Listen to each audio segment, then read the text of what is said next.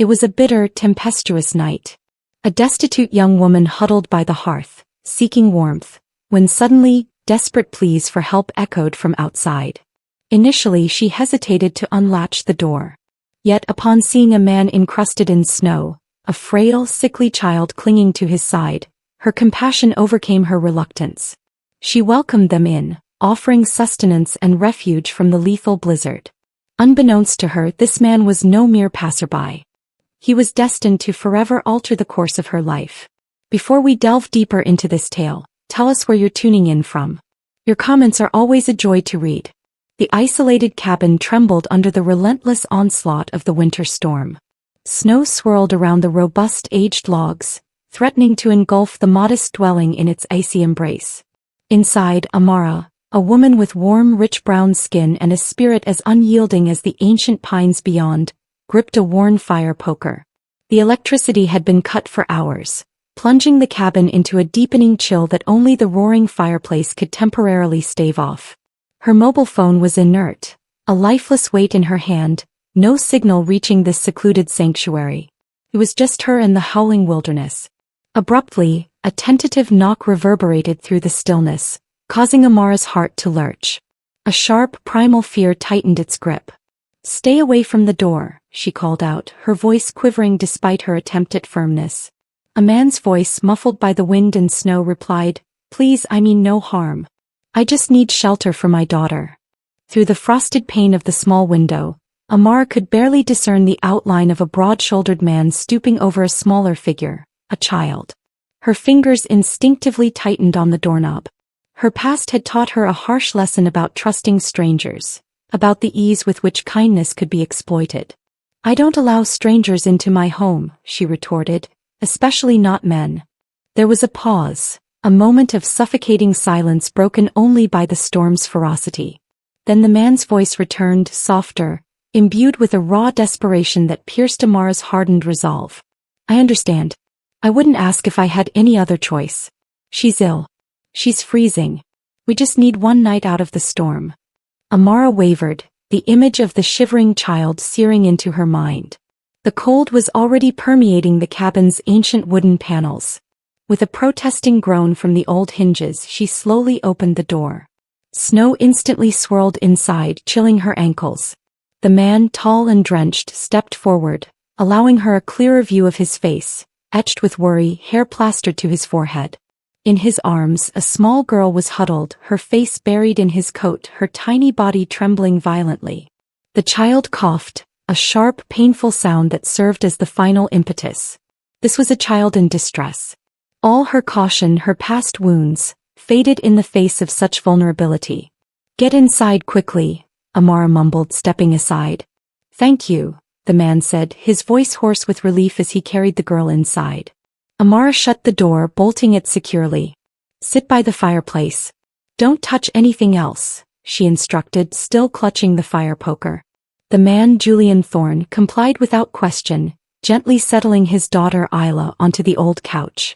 He unzipped his own jacket, carefully wrapping it around the child.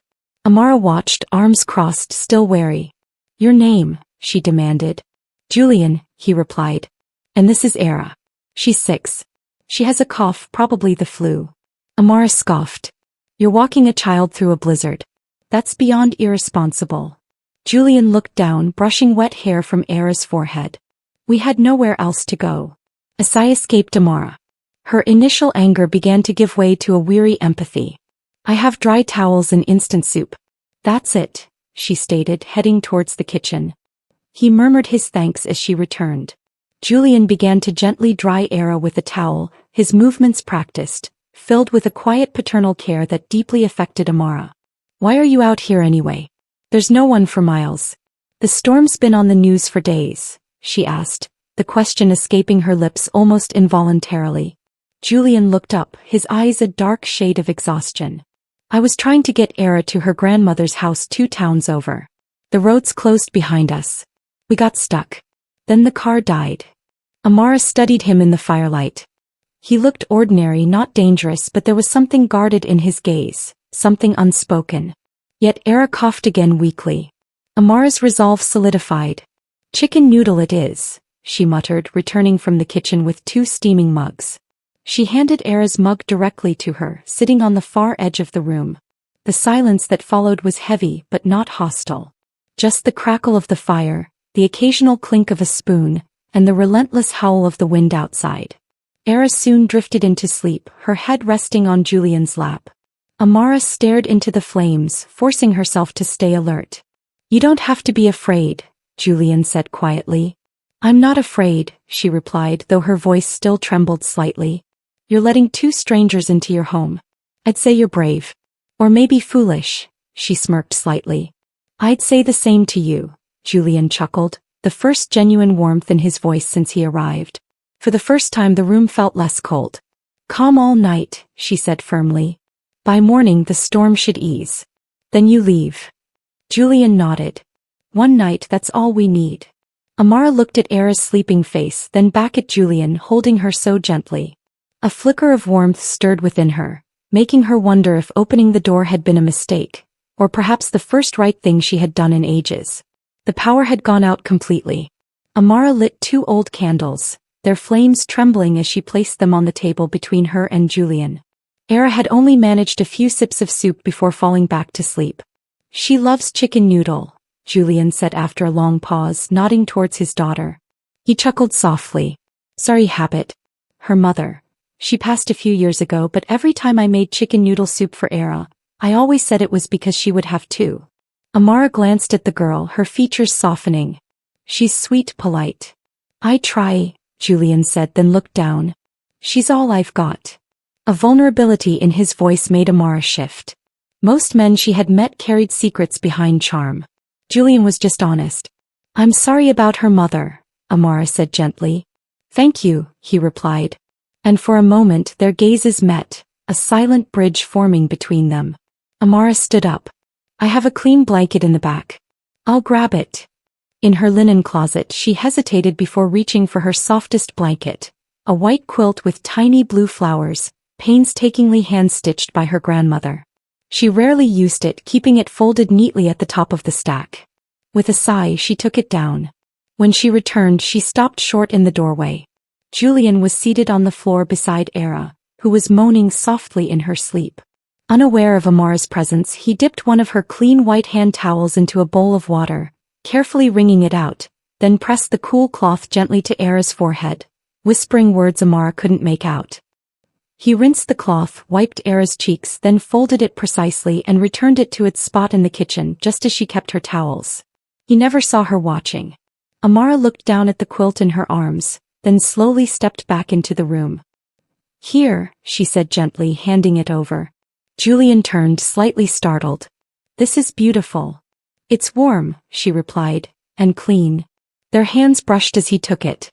Amara sat back down by the fire, but this time a little closer. For the first time in a long time the room felt full not just of people but of peace. As Julian settled beside his daughter, adjusting the blanket, he looked at Amara. "You didn't have to let us in," he said softly. "I know.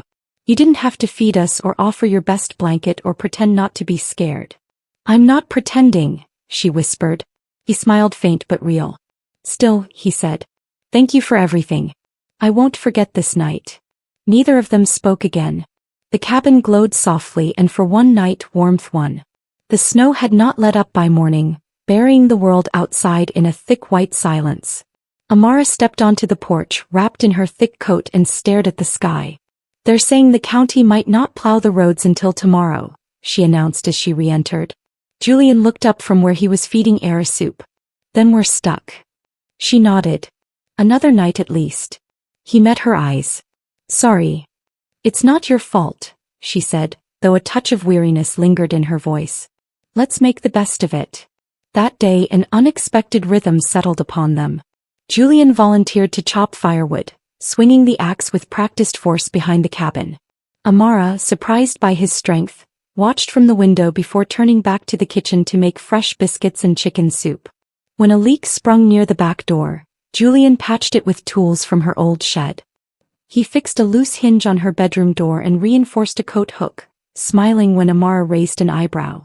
"You're handy," she noted. "Years of fixing what I couldn't afford to replace," he replied. Era's cough persisted. Amara didn't hesitate. She brewed ginger tea with honey, cooling it to a safe temperature and holding the cup for Era to sip. She dampened a cloth, gently checking Era's temperature. When Era grew restless, Amara brought out a faded teddy bear, sitting beside her on the couch, whispering stories as she dabbed Era's cheeks. "It's okay, sweetheart," she murmured, smoothing her hair. "We're going to get you better." Julian watched from the kitchen, his jaw clenched. He was used to being both mother and father, protector and provider. Watching Amara tend to Era with such tenderness stirred something deep within him. She had no obligation, no reason.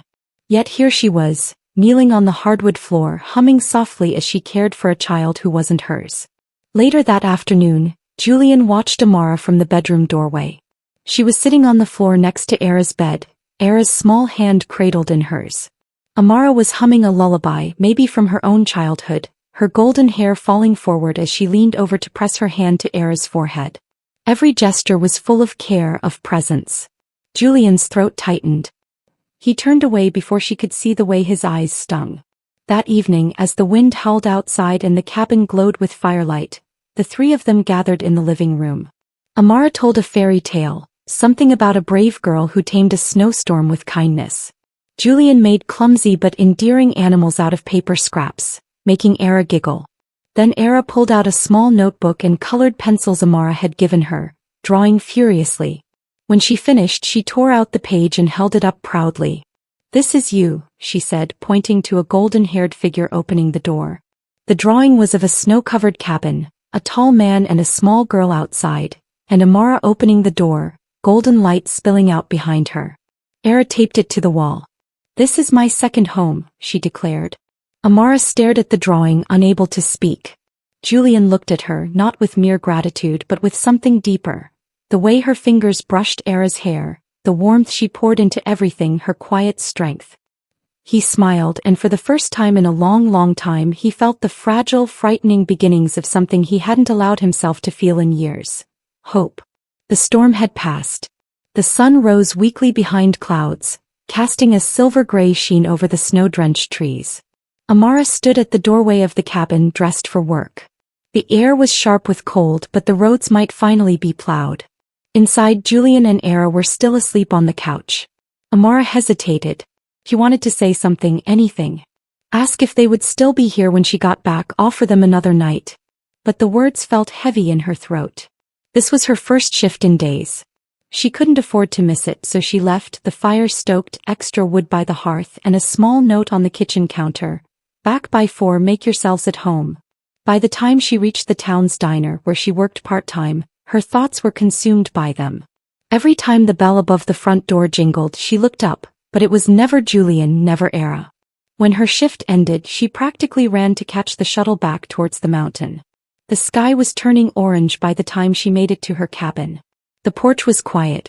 No footprints in the fresh layer of snow. No giggles from inside. Her heart sank. She pushed the door open. The fire had burned low but was still alive. The blankets were folded neatly. The dishes in the sink were washed and drying. The room was clean, almost untouched. They were gone. A sharp ache bloomed in her chest. On the dining table lay a piece of folded paper, weighed down by something small and sleek. She approached slowly. The paper was cream-colored, faintly lined. There was no name on it, but she knew it was meant for her. She unfolded it. "Thank you for the warmth, for the kindness, for reminding me that people like you still exist in the world. I'll never forget it." There was no signature, just a line below, scrolled in softer, almost hesitant handwriting. "You helped more than you know." Beside the note sat a black card. No name, no bank name, just a single small chip and a strip of numbers. He picked it up, her heart thudding. It was heavier than a regular credit card, sleek, mysterious. A black card, the kind only the ultra-wealthy carried. He stared at it, stunned. Confusion flooded her first, then disbelief, then something she couldn't quite name. She set it down slowly and sat on the edge of the couch where Julian had sat the night before, telling stories to his daughter. Her fingers tightened around the note. He was gone without a goodbye, without an explanation, without her getting to say what had begun to build inside her chest. She had not expected it to hurt like this. She thought she would feel relief, space to breathe, her house returned to her. But instead she felt a hollow throb, like someone had opened a door in her heart and slipped away before she knew they had entered. Her eyes burned. The cabin was quiet, and for the first time in a long time, Amara cried, not from fear, not from pain, but from the ache of missing something she had never expected to find, and not knowing if she would ever see it again. The next morning, Amara stood in line at the only bank in town, the mysterious black card clutched tightly in her coat pocket. Her breath fogged up the glass doors as she waited. Her mind waged war, one side screaming to use it, the other holding fast to the one thing she had always clung to, pride. When her number was called, she approached the desk with hesitant steps. "I found this," she said, placing the card gently on the counter. "I just want to know who it belongs to." The teller gave her a strange look but typed in a few digits. After a few seconds, her eyebrows lifted. "This is a private account," the woman said carefully. "No name attached publicly. High-tier status. I can't disclose details, but whoever gave you this must trust you very much." "I don't want the money," Amara said quickly. "I'm not here to use it. I needed to know." The woman nodded slowly and slid the card back across the counter. Amara left with more questions than answers, tucking the card away in a drawer, unopened, untouched. Days turned to weeks. Snow began to melt. Amara went back to her routine, patching up the cabin, working at the library 2 days a week, taking extra shifts at the diner. But everything felt dimmer. The echo of laughter from that stormy night stayed with her, as did the image of Julian sitting by the fire, making paper animals for his daughter. She found herself waking in the middle of the night, staring at the door, half expecting to hear a knock. Then one Monday morning, everything unraveled. She arrived at the small-town library only to find a sign taped to the door. "Closed indefinitely, funding eliminated." Inside, her supervisor was boxing up the last of the books. "I'm so sorry, Amara," the woman said. "They pulled the plug on rural locations.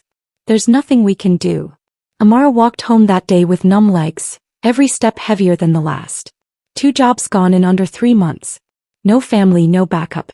Bills were piling up. By the end of the week, her woodpile was dwindling, the refrigerator half empty, her savings account dipped below $20. The silence in the cabin grew heavier with every passing day. Then came the letter. It arrived on a Wednesday afternoon, slipped under her door in a thick cream envelope. Her name was written by hand in elegant, deliberate strokes. She opened it slowly. Inside was a single page printed on fine letterhead. "Dear Miss Amara Thompson, we are pleased to invite you to a private interview for the newly established community outreach program within Thorn Enterprises. We are seeking individuals of rare character, strong values, and demonstrated compassion. Your name was personally recommended. Please arrive at our downtown office at the time below. Travel arrangements have been made on your behalf. Sincerely, Julian Thorn, Chief Executive Officer, Thorn Enterprises." Her hands trembled. She read it again and again. "Julian." She sat down hard on the edge of the couch, the same spot where he had once sat beside Era. She pressed the letter to her chest, breathing deeply. He remembered, and he had found her. She didn't know what this interview was, or why now, or why after all this time he had reached out. But one thing was certain, her story with Julian was not over yet. Amara stood in the lobby of the gleaming glass building, the polished marble floors reflecting her boots still speckled with mud from the mountain road. The ceiling stretched high above her, trimmed with golden light, and the people around her moved with quiet purpose in sleek suits and crisp heels. She felt like a stranger in a foreign land, clutching the invitation letter in one hand. She approached the receptionist. I have an appointment with Thorn Enterprises. My name is Amara Thompson." The woman smiled warmly. "Yes, we've been expecting you. Please take the elevator to the 32nd floor. Mr. Thorn will meet you there personally." Amara blinked. "Mr. Thorn?" "Yes," the receptionist said. "He's the CEO." She stepped into the elevator, her heart pounding. The number above the doors ticked upward. Each floor brought back a memory. Era giggling beside the fire, Julian handing her soup, his voice thanking her in the quiet of a snow-covered night. When the doors slid open, the space before her was quiet, elegant. A woman in a navy dress gestured politely, and led her to a large glass-walled office, and there he was. Julian stood near the window, tall and composed in a charcoal suit. His back was to her, but as she stepped in, he turned. Their eyes met. Time for a moment paused. He smiled, warm, steady, familiar. Amara, he said softly. She took a breath. Julian. He stepped forward, hands relaxed at his sides. He looked the same but different, stronger somehow, more in control, but with the same quiet kindness in his eyes. I was wondering if you'd come, he said. You invited me, she replied, her voice soft. I hoped you'd say yes, he said gently, then gestured to the small sitting area. Please sit. She lowered herself into the armchair. He walked to a nearby shelf, pulled out a flat folder and handed it to her. Inside was a single piece of paper, a child's drawing. The cabin in the snow, a tall man, a small girl, and a blonde woman opening the door. Her eyes widened. You kept it, she whispered. I took it, Julian admitted, that morning. I knew Era would want me to. He called you our angel that night. But I wanted to keep a piece of what that night meant. She looked up at him. Julian sat across from her now, leaning forward. I didn't tell you who I was. I didn't plan to show up that night, but I've spent the month since trying to figure out how to repay something that can't be repaid. Amara shook her head slowly. I didn't do anything extraordinary. You gave us shelter, dignity. You gave Era warmth and safety when we had neither. And you gave me something I thought I had lost for good. He paused. Hope, he continued, his voice steady. I used to think the only way to build something lasting was through power, control. But you reminded me what real strength looks like. Quiet, brave kind. I created a program, community outreach, education, rural aid, all of it rooted in that one night. He stood and walked to his desk, retrieving another folder. And I want you to lead it. Amara blinked. Me. He nodded. You've lived it. You understand what it means to give without expecting anything back. That's the kind of leadership I want. She looked down at the folder in her lap, then back at him. Her voice trembled. This isn't about money, is it? Julian smiled. No, it never was. Amara looked at this man who had once sat beside a fire in worn boots and flannel, who had now offered her not just a job, but a place in the story he was still writing. She nodded. I'll do it, she said, not for the title, not for the office, but because in his eyes she saw something she hadn't seen in her own reflection for a long time, purpose. And because she believed him not just as a CEO, but as the man who had once whispered, thank you, in the dark and meant every word. Amar's first day at Vanguard Solutions felt like stepping into another realm, a world where everything shimmered too brightly, where money smelled like freshly polished marble, and the air was thick with influence. She walked into the towering glass building in a department store blazer and thrifted heels, feeling every pair of eyes snap toward her the moment she crossed the lobby. It wasn't the kind of attention she was accustomed to. It wasn't curiosity. It was evaluation, calculation, judgment. She kept her head high, shoulders squared. She had worked in places where people underestimated her before. She knew how to hold her ground. Julian was waiting in his office, a sprawling, sleek space with floor-to-ceiling windows overlooking Vidia's city. His desk was so pristine it looked more like an art piece than something actually used for work. He didn't look up when she walked in, just gestured toward the chair across from him. You're late, he stated. Amara arched a brow. By 2 minutes. Julian finally looked at her, his sharp gray eyes fixed on hers. That's 2 minutes I don't get back. Amara exhaled, shaking her head. She had barely been here 5 seconds and he was already starting. Look, you want me here or not? He leaned back, studying her. That remains to be seen. Before she could fire back, the glass door opened and Vera, Julian's assistant, walked in, a tablet in hand. Her expression was unreadable, but Amara didn't miss the way the woman's gaze flickered over her, as if assessing whether or not she belonged here. A spoiler alert. Vera had already decided she didn't. Miss Thompson, Vera said smoothly. Welcome to Vanguard Solutions. Amara met her gaze head-on, a slow smile curling her lip. Oh, we're doing last names. All right, good to see you again, Miss Winters. Something in Vera's eyes flickered just for a second before she turned her attention back to Julian. I've prepared the reports for the upcoming negotiations with the Aurelian Group, she said, handing him the tablet. Would you like me to brief her on company protocols? Julian didn't even look up. No, I will. Amara wasn't sure if that was a good thing or a warning. Vera only nodded, but before she left, she hesitated just slightly at the door, glancing back at Amara once more. Good luck, she murmured. Amara tilted her head. The way she said it didn't sound like encouragement. It sounded like a warning. She didn't have much time to think about it before Julian was already diving into work. No small talk, no settling in. He pulled up a file, sliding it across the table. Aurelian Group, he said. They want to push through a contract that would cut labor costs by outsourcing jobs overseas. That means layoffs, thousands. Amara skimmed the file, her stomach churning. And you want me to what? Convince them not to. Julian's gaze didn't waver. I want you to do what you do best. Read people. Amara sat back, crossing her arms. So, let me get this straight. You brought me in because you think I can what? Charm my way into getting these billionaires to grow a conscience. Julian didn't blink. No, I brought you in because I think you understand something they don't. Amara narrowed her eyes.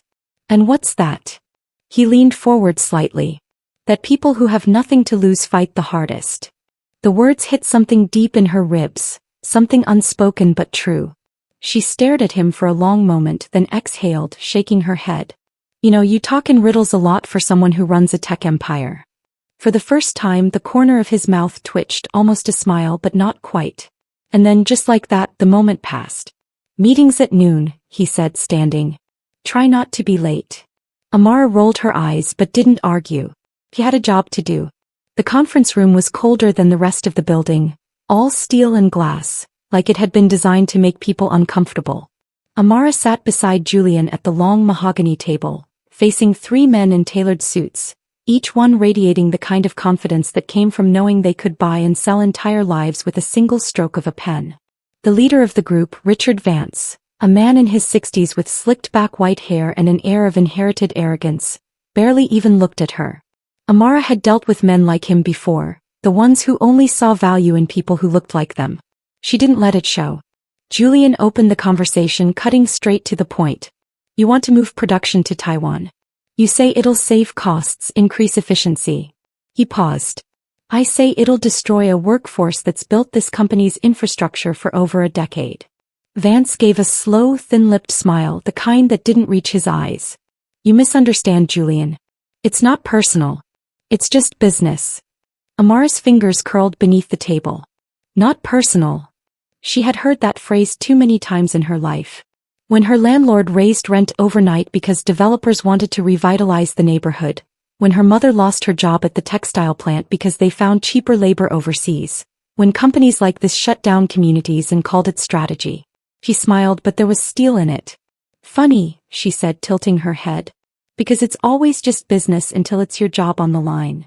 Vance's eyes snapped to her for the first time. Julian didn't interrupt. He just watched.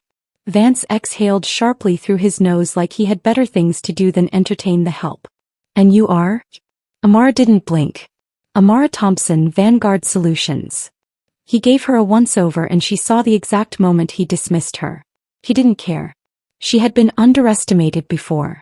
Vance leaned back in his chair, waving a hand. Look, sweetheart, I get it.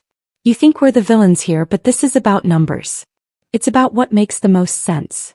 Sweetheart. Amara's jaw locked. She leaned forward, matching his posture. All right, she said coolly. Let's talk numbers. She slid a document across the table. This is a breakdown of what happens when you offshore production. Sure, you cut costs at first, but in 3 years when labor demands rise, your new manufacturing hub gets expensive. You'll spend millions restructuring, rehiring, and dealing with PR disasters when the headlines read, American workers betrayed for profit. She tapped the paper. That's not a guess. That's market analysis. Vance glanced at the file but didn't touch it. Amara held his gaze, didn't blink, didn't flinch. You can make the smart choice now, she said, voice calm, deadly. Or you can explain to your investors why your short-term gains just cost them their long-term returns. Silence stretched. Then finally Vance exhaled, picked up the paper and scanned it. Julian didn't smile, but Amara could feel the shift in the room. He had just changed the game. Vance set the document down, his expression unreadable. We'll revisit the proposal. Julian nodded. See that you do. The meeting ended shortly after as Vance and his associates left. Amara felt the weight of Julian's gaze on her. He turned to him. Well. Julian studied her for a long moment, then said, I knew I hired you for a reason. Amara smirked. Damn right you did. And for the first time since she walked into Vanguard Solutions, she felt like she belonged.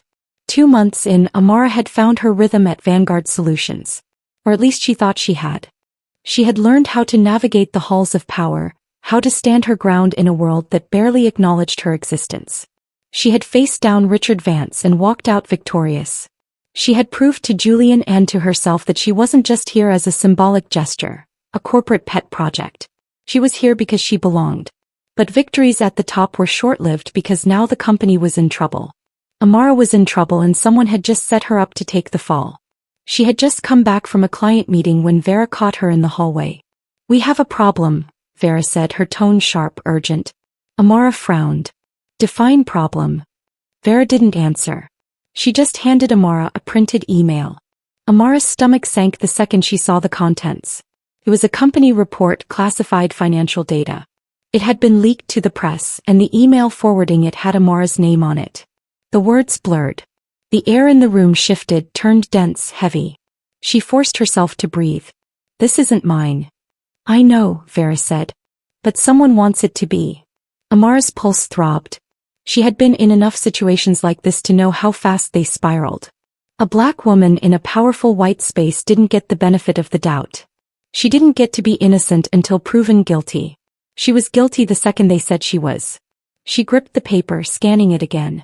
"Who else has seen this?" "Julian," Vera said. "And the board." Amara's breath hitched. The board. She had barely clawed her way into this company, and now they were about to rip her out.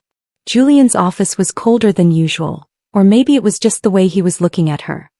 His hands were clasped on his desk, his expression unreadable, but his eyes, those sharp gray eyes, were studying her, weighing her. Amara felt something clench in her chest. "Tell me I wasn't wrong," he said, low, controlled. Amara slammed the email onto his desk. "This isn't me." Julian didn't look at the paper. He didn't need to. "I want to believe that," he said, voice steady. "But this is a serious leak, Amara. Millions in exposure, stock drops, investigations. You understand how bad this is?" Amara leaned forward, hands planted on his desk. "I understand perfectly. I also understand that whoever did this knows exactly what they're doing. I was the easy target, right? The outsider, the black woman with too much confidence. Who's going to believe me over some executive who's been here for 10 years? Julian didn't flinch, but he didn't disagree either. The silence stretched too long. Amara's nails dug into her palms. "Do you think I did this?" Julian held her gaze. "No." The breath she had been holding finally released, but he continued. "The board does." Amara swore under her breath, pacing. She could feel the noose tightening. "So what happens now?" she asked, forcing the words out. Julian exhaled, rubbing a hand over his jaw. "We find the real leak." Amara froze. "We." "Not you, not me. We." For the first time since she walked in, the ice in her chest cracked.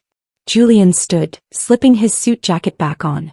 "Vera is already running a trace on the email source, but it was routed through an external server.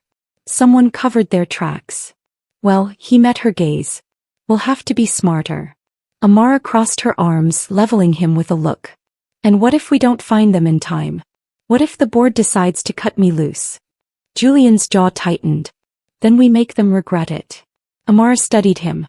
Julian Thorne was not the kind of man who made promises, but for the first time she believed him, and whoever had set her up, they were about to find out exactly what kind of fight they had just started. The truth unraveled faster than they expected. Amara and Vera worked through the night, combing through server logs, tracing digital breadcrumbs. Whoever had framed her had been careful, but not careful enough. The leak had been routed through a secondary account, one tied to Marcus Stone, a senior executive with 10 years at Vanguard Solutions and a reputation for keeping his hands clean while letting others do his dirty work. By morning they had enough evidence to bury him. Amara stormed into the boardroom before they could summon her like a criminal. The air was thick with tension. Dozens of polished, powerful men in tailored suits staring her down like she was already gone.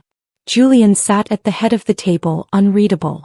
Miss Thompson, one of the board members, an older man with a thin-lipped smirk, gestured to the empty seat across from them. "I assume you know why you're here." Amara didn't sit. He never planned to. "I do," she said, voice steady. And I assume you all know you're about to make a very expensive mistake.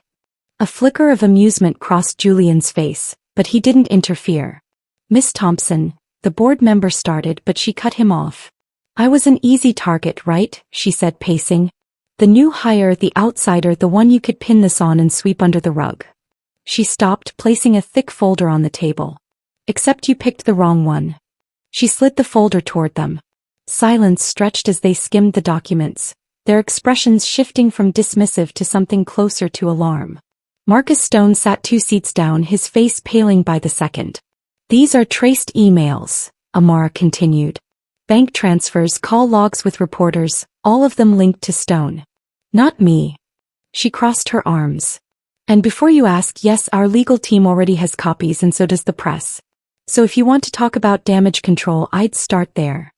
A murmur swept through the room. Stone shot to his feet, his voice a little too sharp, too desperate. This is ridiculous. She's bluffing. Amara turned to Julian, lifting a brow. Am I? Julian finally spoke, his voice as sharp as cut glass. No, she's not. The words landed like a blow. Stone's mouth snapped shut. Julian stood, adjusting his cufflinks. Effective immediately, Marcus Stone is terminated. Full legal action will be pursued. He let the weight of his words settle before turning his attention to the rest of the room. And if anyone else in this company thinks they can play the same game, let this serve as a warning. The silence that followed was absolute. Amara didn't smile. He didn't need to. She had won. 2 weeks later, she stood beside Julian at Era's graduation. The girl grinned up at her from her wheelchair, holding her diploma like it was the greatest prize in the world. I told you I'd make it, she said, chest puffed out. Amara laughed, ruffling her hair. Never doubted it for a second. Julian watched them, his usual cool exterior softer somehow. You did good, Thompson, he said. She smirked. Damn right I did. Era glanced between them. Are you guys going to hug or something? Julian sighed. Absolutely not. Amara rolled her eyes. God, no. Era just grinned. For the first time in a long time, Amara felt like she had built something real, something that mattered, and she wasn't done yet. Years later, Amara Thompson sat in the executive office of Vanguard Solutions. Her name now engraved on the door as Vice President of Corporate Strategy. What had started as a job, a challenge, had become a mission. Under her leadership, the company expanded its ethical labor initiatives, launched mentorship programs, and built partnerships with minority-owned businesses. Across town, a new community center bore the name Carter Thorne Foundation, funding education and job opportunities for underserved youth. And at its ribbon-cutting ceremony, Era, now a college freshman, stood beside her, grinning like the child who once got a free meal in a cabin because kindness. That was the kind of investment that always paid off. Join us to share meaningful stories by hitting the like and subscribe buttons. Don't forget to turn on the notification bell to start your day with profound lessons and heartfelt empathy.